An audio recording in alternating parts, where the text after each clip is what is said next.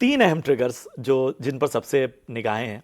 एक तो सबसे पहले रेसिप्रोकल टैक्स, ट्रंप की जिस सबसे बहुप्रतीक्षित उनके ऐलान का इंतजार है। दूसरा, आरबीआई की एमपीसी की बैठक। तीसरा, जैसा आप बोल रहे थे कि मिड अप्रैल से एक तरह से अर्निंग सीजन की भी शुरुआत हो जाएगी। तो ये पूरी तरह से कूल कूल रहने वाला है, ऑप्टिमिज्म की तरह देखा जाए। देखिए, मार्च का जो महीना था उसके अंदर हमने दो भावनाएं देखी। पहले हमने देखा भारी गिरावट, एक्सट्रीम पेसिमिज्म। उसके बाद मार्केट के अंदर नॉर्मलाइजेशन देखा। एक साइड एफआई ज़बरदस्त बेच रहे थे, दूसरी बार हमने पिछले 6-7 दिनों के जो आंकड़े देखे उससे लग रहा था एफआई ज़बरदस्त वापस आए हैं। और शुक्रवार की जो या थर्सडे की जो बाइंग फिगर थी वो करीब करीब 10,000 करोड़ की थी। तो जाहिर सी बात है कि सेंटिमेंट मार्च के अंदर दो तरफा था। अप्रैल के अंदर मुझे लगता है कि सेंटिमेंट इनिशियली अच्छा रहेगा, उसके बाद हमें देखना पड़ेगा। सेंटिमेंट इसलिए इनिशियली अच्छा रहेगा बिकॉज अगर आप देखें तो सबसे बड़ी बिगनिंग ऑफ द मंथ में खबर क्या है? टैरिफ। टैरिफ को लेकर के देखिए, एक बड़ी खबर ऑलरेडी आ चुकी है, ऑटो टैरिफ, जहां 25% टैरिफ लग चुके हैं, जिसकी वजह से हमने देखा कि बहुत ज़्यादा गिरावट देखने को नहीं मिली है, भले ही वह इंडियन कंपनीज हो या ग्लोबल कंपनीज हो, बिकॉज मार्केट्स को पता है टैरिफ आ रहा है। जब आपको ज़िंदगी में कुछ पता होता है आने वाला होता है तो मार्केट उसको फैक्टर इन कर लेता है, जिसे हम बोलते हैं अंग्रेजी में प्रिपेयर्डनेस है। तो टैरिफ को लेकर के मार्केट की प्रिपेयर्डनेस है, बिकॉज जिस प्रकार से हमें समझ में आ रहा है कि यूएस इकॉनमी को भी टैरिफ का असर पड़ेगा, और वो बात मुझे लगता है अमेरिकी सरकार को इस समय समझ में आने लगी है। जो अब देखिए, टैरिफ को लेकर के जो कम्युनिकेशन थी वह काफ़ी ज़्यादा चेंज हो चुकी है। अब डोनाल्ड ट्रंप साहब बोल रहे हैं कि टैरिफ आएंगे मगर डाइल्यूटेड रहेंगे, टैरिफ आएंगे मगर रेसिप्रोकल आएंगे, टैरिफ आएंगे जहाँ पर हमें ज़बरदस्ती हमें बदले में कुछ नहीं मिल रहा है। तो मुझे लगता है जो टैरिफ की टोनैलिटी रहेगी वो शायद थोड़ी इतनी ज़्यादा ज़बरदस्त ना रहे।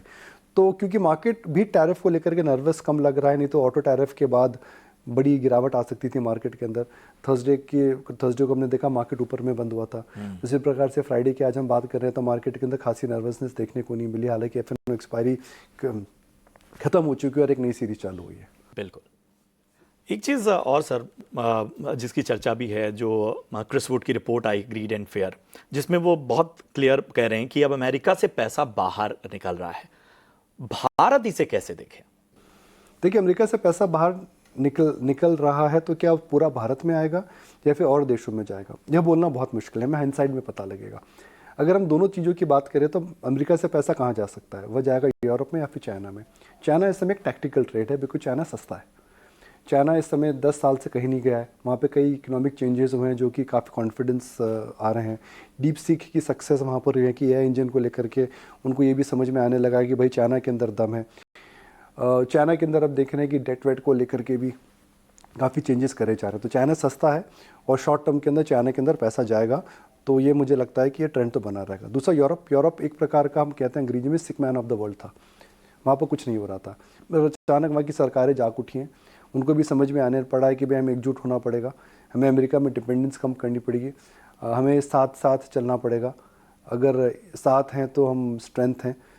और उसके बाद हमने देखा कि जर्मनी ने इकॉनमी को स्टिमुलेट करने की बात करी है। हम देख रहे हैं कि दूसरी जो छोटे पेरिफेरल यूरोपियन मार्केट्स हैं उसी प्रकार की बातें कर रही हैं। तो यूरोप में इस समय रिबाउंड ट्रेड है। इंडिया की जहाँ तक बात करते हैं, इंडियन मार्केट सब महंगे नहीं हैं, इंडियन मार्केट सस्ते हो चुके हैं, मगर इतने सस्ते नहीं हुए कि बहुत ज़बरदस्त फ्लो इंडिया में आए। तो इंडिया में वही इंसान आएगा जो कि कहता है भाई मैं 3 साल के लिए आ रहा हूँ, मेरे को अच्छे स्टॉक्स लेने हैं जहाँ पे कॉर्पोरेट गवर्नेंस और रिटर्न इक्विटी के रेशियो ज़्यादा हैं, और अगर वह रहेगा तो मेरे को 12 से 15% की उम्मीद है, रिटर्न की उम्मीद है। नेगेटिव बात हिंदुस्तान के लिए कि वैल्यूएशंस थोड़े महंगे हैं कुछ तो अच्छे कंपनियों में, और यहाँ पर टैक्स स्ट्रक्चर ज़्यादा है। तो मुझे नहीं लगता कि इंडिया के अंदर जो भी यूएस से पैसा निकलेगा वो इंडिया में आएगा। पहले वो चाइना में जाएगा, फिर यूरोप में, और फिर एलोकेशन इंडिया में आएगी। क्या बात है। एक चीज़ जो साफ तौर पर जिस पर भारतीय बाजारों की भी निगाह रहेगी और पूरी तरह से, वो है एमपीसी की मीटिंग।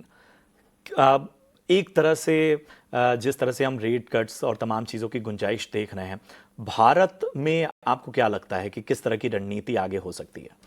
देखिए, नए गवर्नर साहब ने क्या करा है? नए गवर्नर साहब ने आकर के सबसे पहले तो लिक्विडिटी बढ़ा दी है। जो मैं आंकड़े देख रहा था, शायद 24 से 25 बिलियन डॉलर की लिक्विडिटी अचानक 3 से 4 महीनों में बढ़ी है, जो कि एक बहुत बड़ी बात है। जब लिक्विडिटी बढ़ती है तो आप एक इमेजिन करिए कि एक नदी है, उस नदी में आपने बांध दिया। अब आप नदी का बांध हटा देते हैं तो बांध हटाने से पानी की जो लहरें ज़्यादा हो जाएगी, जिसे हम बोलते हैं लिक्विडिटी फ्लो। लिक्विडिटी फ्लो हो चुका है। फिर होती है कॉस्ट ऑफ कैपिटल, जिसे हम बोलते हैं रॉ मटेरियल। बैंकिंग में रॉ मटेरियल होता है इंटरेस्ट रेट्स, आप इंटरेस्ट रेट्स कम कर रहे हैं। तीसरी होती है इन्फ्लेशन। इन्फ्लेशन को लेकर मुझे नहीं लगता इस समय चिंता है, क्योंकि इन्फ्लेशन के पिछड़े आंकड़े आए थे 4% से नीचे आए थे। तो मुझे लगता है कि सरकार इस समय एक प्रकार से पूरा प्रयत्न करेगी इकोनॉमी को स्टिमुलेट करने का। स्टिमुलेशन दो तरीके हो सकते हैं, मॉनेटरी या फिर फिस्कल। मॉनेटरी स्टिमुलेशन आरबीआई कर रहा है, फिस्कल स्टिमुलेशन के लिए हमने देखा है कि सरकार ऑलरेडी टैक्स कट अनाउंस कर चुकी है। इसके अलावा एक मार्केट के लिए अगले 4-6 हफ्तों के अंदर काफ़ी एक बड़ा ट्रेंड मुझे लगता है मार्केट जिसको देखेगा, क्योंकि टैक्स कट का जो इफेक्ट है वो 1 अप्रैल से आ जाएगा। तो आपकी अप्रैल के बाद वाली सैलरी के अंदर अचानक आपको टैक्स सेविंग्स देखने को मिलेगी। तो क्या होगा क्या लो डिस्क्रिशनरी स्टॉक्स के अंदर भी मुझे लगता है थोड़ी नज़र रखनी चाहिए। उसके अलावा अप्रैल के अंदर गर्मी की शुरुआत होती है हर साल, मगर इस साल मार्च में हो चुकी है।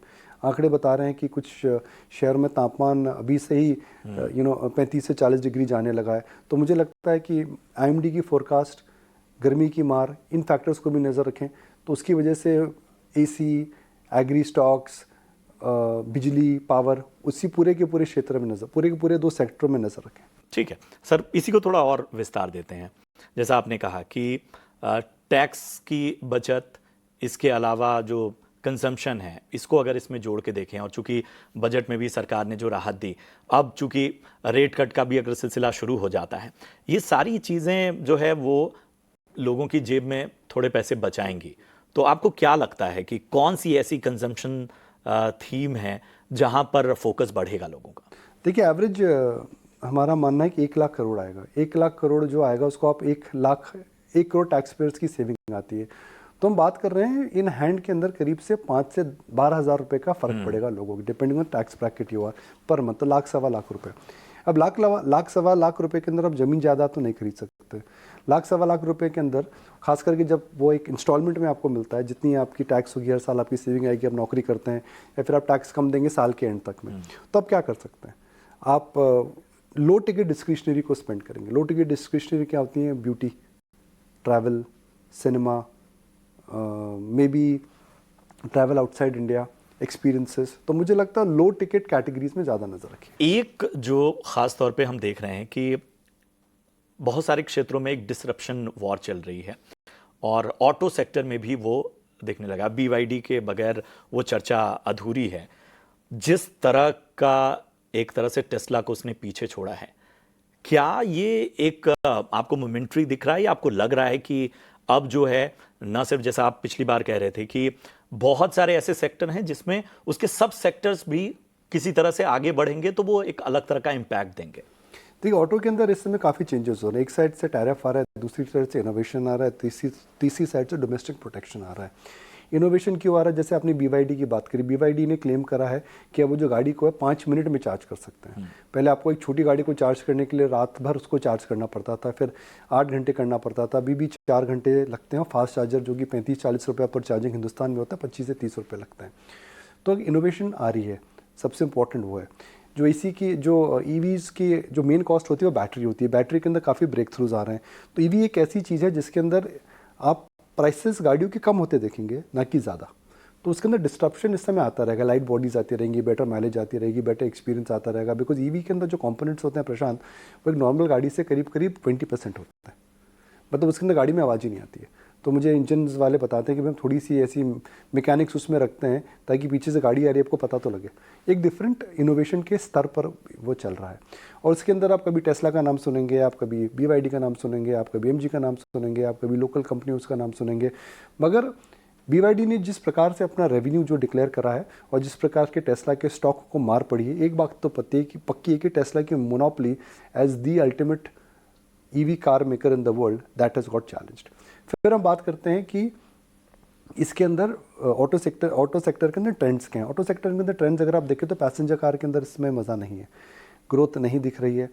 महिंद्रा को छोड़ करके सभी ऑटो कंपनीज इस समय GDP पे भी ग्रोथ नहीं कर रही हैं। और मुझे नहीं लगता है कि ग्रोथ कोई ज़बरदस्त आने वाली है वापस, बिकॉज यहाँ पर काफ़ी ज़्यादा इस समय हम देख रहे हैं कि कंपटीशन इंटेंसीफाई हो चुका है। हालांकि auto stocks have had a good year, पर मुझे लगता है कि ऑटो स्टॉक्स के अंदर इस समय थोड़ा आपको इनोवेशन, थोड़ा आपको वेट करना चाहिए। बिकॉज एक साइड हो रहा है टैरिफ का झगड़ा, दूसरी साइड हो रहा है इनोवेशन, और तीसरी साइड अगर आप देखें तो है स्लो डाउन। अभी जब ये तीन कॉम्बिनेशन होते हैं तो फिर समस्या होती है सेक्टर को लेकर। ठीक है, एक और क्षेत्र है और शायद जब भी बातचीत होती है तो उसके बगैर चर्चा अधूरी मानी जाती है, गोल्ड और सिल्वर। एक अलग तरह की रफ्तार में हम देखते हैं कि आमतौर पर चाहे इकोनॉमिक लेवल पे कोई अस्थिरता नज़र आती है या हम देखते हैं कि दुनिया में किसी तरह की जंग हो रही है, अब आजकल एक टैरिफ वॉर चल रही है, हमने देखा कि उसका इम्पैक्ट भी कहीं ना कहीं गोल्ड उसको एक सपोर्ट के तौर पर देखने लगा है। तो अब यहाँ से क्या नज़रिया रखा जाए, क्या रणनीति रखी जाए? देखिए गोल्ड, ये मेरी पर्सनल व्यू, मेरी पर्सनल मेरा पर्सनल व्यू है, with the disclosure that the channel का ये व्यू नहीं है। Gold does well when there is uncertainty in the world. Gold does well when there is inflation fear in the world. Gold हमेशा ऊपर जाता है जब कोई युद्ध हो या फिर दुनिया के अंदर कहीं पे कोई समस्या आ रही हो, बिकॉज हम इससे बोलते हैं हेज, प्रकार का हेज है। इस समय इन्फ्लेशन को लेकर के दुनिया में मुझे ज़्यादा समस्या नहीं दिखती है, फिर भी गोल्ड ऊपर जा रहा है। Silver does well when there is growth in the world, क्योंकि 50% of the silver which is mined in the world every industrial usage में जाता है। माने ना माने गाड़ियों के बैटरीज में सिल्वर लगता है, सोलर के जो इक्विपमेंट्स आते हैं उसमें सिल्वर लगता है, ग्रीन टेक के अंदर सिल्वर का काफ़ी प्रयोग है। तो मुझे लगता है कि आने वाले समय में industrial demand for silver will be better. इसलिए वो बेटर लग रही है क्योंकि इलेक्ट्रिक जिसे हम बोलते हैं ग्रीन सेक्टर, उसके अंदर ग्रोथ आ रही है, यूरोप के अंदर एक्सपेंशन आ रहा है, चाइना के अंदर केपेक्स चालू हो चुका है, और यूएस भी ठीक चल रहा है, ऐसा नहीं यूएस के अंदर कोई रिसेशन है। तो industrial demand I think is good. When industrial demand is good, silver will always do better. फिर हम गोल्ड टू सिल्वर एक रेशियो देखते हैं, गोल्ड टू सिल्वर रेशियो को अगर हम देखें तो उस रेशियो के हिसाब से भी सिल्वर इस समय फेवरेबल है। गोल्ड शॉर्ट टर्म में वॉलेटाइल नहीं होता है, मगर लॉन्ग टर्म में वह आपको एक सेफ हेवन रिटर्न्स देता है। सिल्वर शॉर्ट टर्म में वॉलेटाइल होता है, अगर आप तेजी मंदी सह सकते हैं तो मुझे लगता है कि अगले एक साल में सिल्वर वॉलेटाइल रहेगा मगर एब्सोल्यूट रिटर्न्स ज़्यादा देगा। अगर आप 2025, हालांकि एक क्वार्टर खत्म भी हुआ है, 2025 के एक क्वार्टर के आंकड़े देखें तो गोल्ड भी ऊपर है, सिल्वर भी ऊपर है, मगर पिछले कुछ दिनों से सिल्वर में आउट परफॉर्मेंस चालू हो चुका है। गोल्ड के अंदर जो स्पेकुलेटिव पोजिशन है, जिसे हम एफ पोजिशन बोलते हैं, इस समय एक ऑल टाइम हाई पर है, और उसकी वजह से मुझे लगता है कि गोल्ड के अंदर एक आखिरी उछाल बचा है, मगर उसके बाद गोल्ड मुझे लगता है कि लंबे टाइम वाइज या प्राइस वाइज करेक्शन में आ सकता है। क्या बात है। अब चूंकि हम अप्रैल थीम की बात कर रहे हैं, अप्रैल कूल थीम की, और आपने कहा भी कि बहुत सारी चीज़ें होती हैं जो इस बदलाव से इम्पैक्ट होती हैं, power generation, power finance, green energy, इन सारी चीज़ों, इन सारे पहलुओं को देखें तो आपको लगता है कि जाहिर सी बात है इस शॉर्ट टर्म के लिए कुछ आपको नज़रिया बेहतर बनाना होगा आगे, अगर निवेशक आगे बढ़ना चाहते हैं? देखिए, अगर बिजली की डिमांड ज़्यादा होगी तो सबसे पहले उन्हीं को बेनिफिट मिलेगा जिनकी कैपेसिटी खड़ी है। जस्ट पावर प्लांट लगाने में 3 से 4 साल लगता है। Coal linkage, equipment ordering, relay, testing, 3 से 4 साल लगता है। तो इस साल अगर समर अच्छी पड़ रही है तो किसको बेनिफिट होगा? जिनकी एग्जिस्टिंग कैपेसिटी है।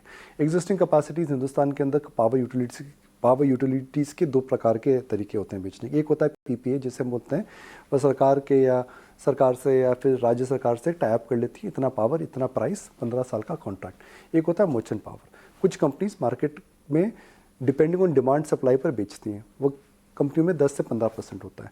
तो I think in the short term merchant power company stocks will do well, because अगर बिजली की कीमतें ज़्यादा, डिमांड ज़्यादा आती है, कीमतें बढ़ेंगी, कीमतों का बेनिफिट उनको मिलेगा जिनके पास मर्चेंट पावर ज़्यादा है। बिजली की ट्रेडिंग जब बिजली की डिमांड ज़्यादा आएगी तो बिजली आपको खरीदनी पड़ेगी। अब बिजली कैसे खरीदेंगे? आपको एक्सचेंज पे जाना पड़ेगा।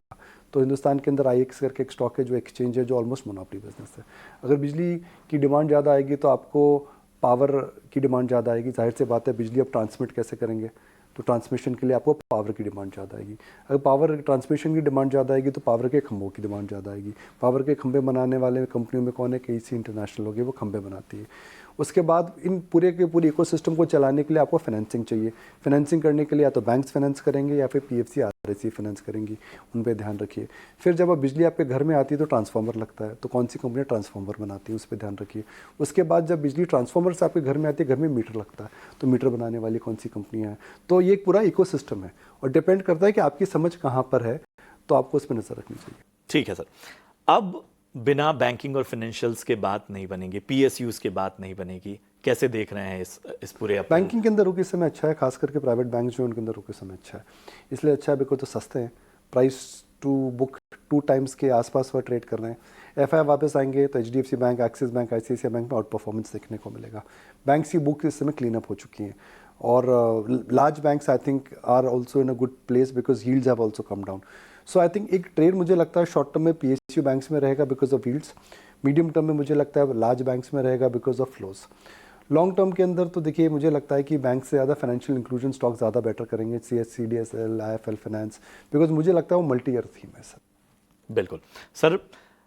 अब यहाँ से आपको चिंताएं क्या दिखती हैं? मतलब बहुत सारी चीज़ें हम पॉजिटिव ही देख रहे हैं, लेकिन आपको क्या ऐसा लग रहा है ग्लोबली जिसको लेकर भारतीय बाजार थोड़ी निगाह रखेंगे या सतर्क नजर आएंगे? टैरिफ, देखिए अभी हम अज्यूम कर रहे हैं टैरिफ नहीं आएंगे, टैरिफ चेंजेस हो सकते हैं।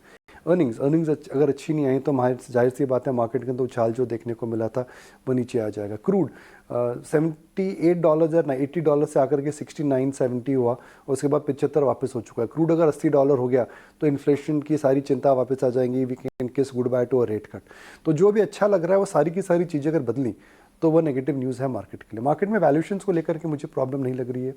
मार्केट का पीक आउट होता है जब वैल्यूएशंस बहुत ज़्यादा महंगी होती हैं, जब मार्केट के अंदर लेवरेज बहुत ज़्यादा होती है और कैश ऑफ अवेलेबिलिटी नहीं होती है या फिर नया बिजनेस नहीं हो रहा है।